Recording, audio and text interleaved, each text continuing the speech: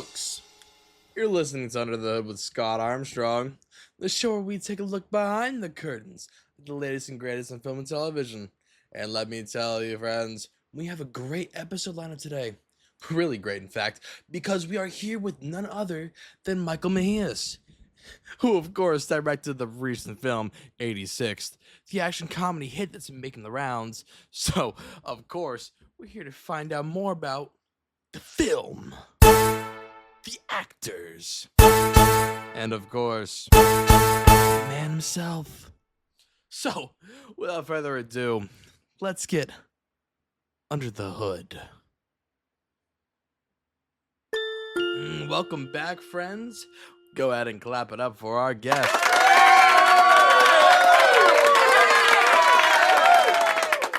So, how are you doing, Mike? Great, Scott. It's good to be here. Oh, I bet it is. What? Anyways, let's not beat around the bush. You're here because you recently released your first feature film, correct? Yep. Yes. I believe that 86 premiered in theaters about a month ago, and I've heard through the grapevine that it's been doing well. It's pretty surprising to me. What the hell does that mean? Oh, don't worry about it. Our viewers have been asking for you to come on the show so they could learn a bit more about how you put the whole thing together. So let's get into that. And for any new listeners, the way we do things here, we'll be starting off with a personal interview between me and good old Mikey here, before moving on to some questions from the viewers at home. So, Mike, what made you decide on this concept for your first film? And how did you aim to challenge the conventions of that genre? I wanted to see, I guess, what I could do with action on a smaller scale.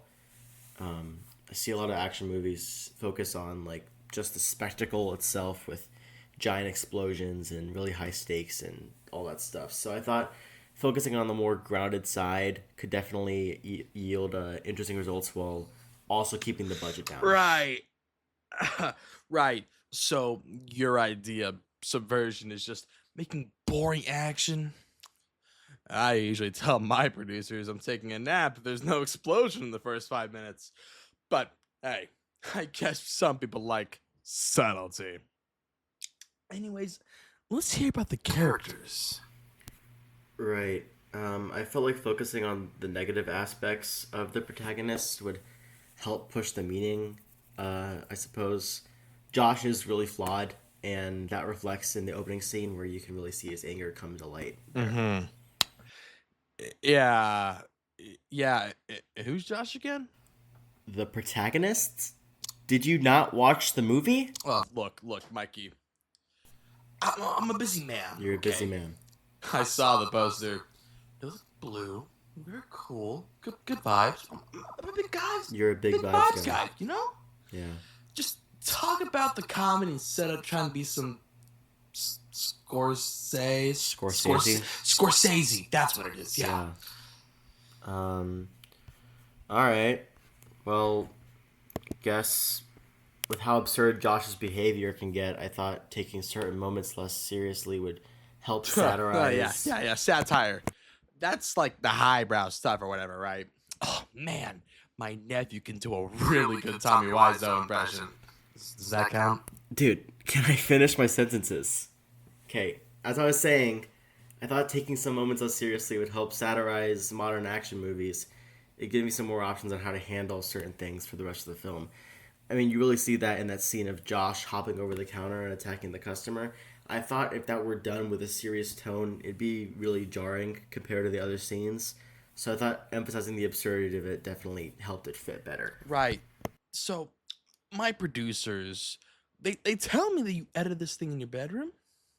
You really couldn't afford a visit to the computer lab? No, I used CapCut on my laptop because it gave me the tools to edit the shots rhythmically. The pacing sells the comedy, Scott. If a shot's a few seconds off, the joke just dies. Oh, yeah. I'm very familiar with the timing. Oh, and it looks like we're out of time. Let's move on to the audience questions after a quick word from our sponsor.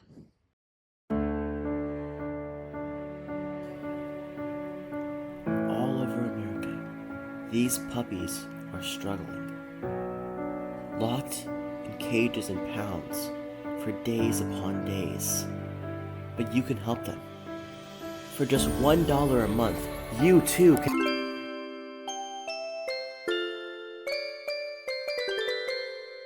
Welcome back, folks. Seems like the stock market opened up, so Scott had to go on leave, because of course he did.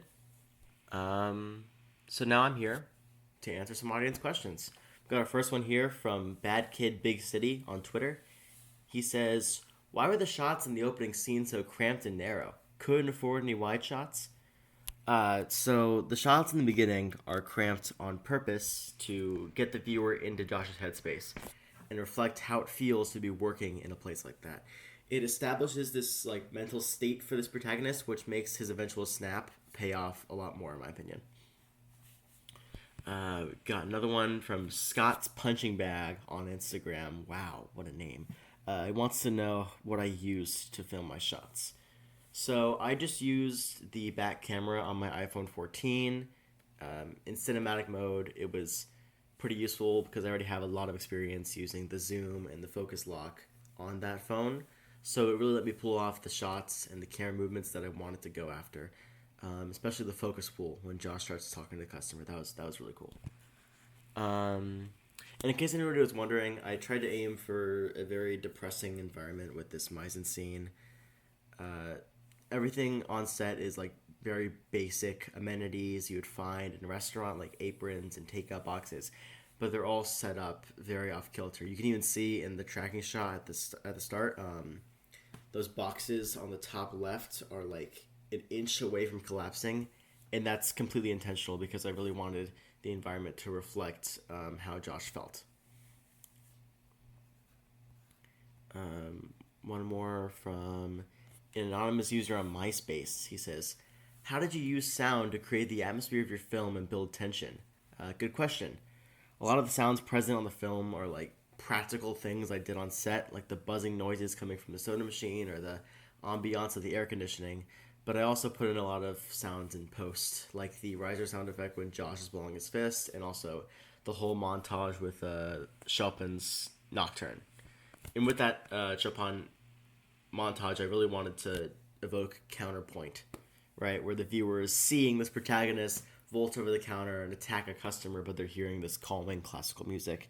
I think it really adds to the ironic tone, and it also lets the audience take it a little bit less seriously, like I mentioned earlier. So, how much do I have? 2 minutes. Okay. Seems like we have 2 more minutes, or so let's do 1 question per minute, 2 more questions, and then we gotta call it. Got one here from the comments that says, what audience did you intend to engage with and how would you go about distributing it? So I'd say the main audience is like fans of 2000s to 2010s action comedies, things like Tropic Thunder, Kingsman, and 21 Jump Street. It's in a very similar vein where it's a movie that's aiming to satirize these classic tropes while also delivering very entertaining and very fun action. If my film were to be released as a real media text, I would want to advertise it on social media like Instagram, TikTok, and YouTube, as recently it's become a lot more viable as a way to market films. Most recently we had things like Barbie and Marty Supreme that really got huge on social media. And I would want to distribute it on Tubi because it's a free streaming service that can reach a large amount of viewers and is very easy to publish films on and get ad revenue and things like that. So that brings us to our last question of the day from at Mr. M's Class Gives Me Headaches on Twitter. He says, as a person new to filmmaking, how did your skills develop over the course of making your movie? Good question. So before shooting the film, I really had never done anything like that ever. So it ended up being a lot more of a stressful process than I thought it would be to find a location and figure out a time where everybody can meet up together and work on the project. But I managed to make it work. However, along the way, I definitely learned that I would need to prepare a lot more beforehand in the future. I also learned a lot about how to direct a large group of people, how to give instructions to the actors so I can get closer to what I wanted with the project, and also how to keep a good morale on set. Sure, finishing the work quickly definitely helps people stay motivated, but it was still something I had to keep in mind. So that's going to be everything for the audience questions. I hope you all have a great night. This is Michael Mejias signing off.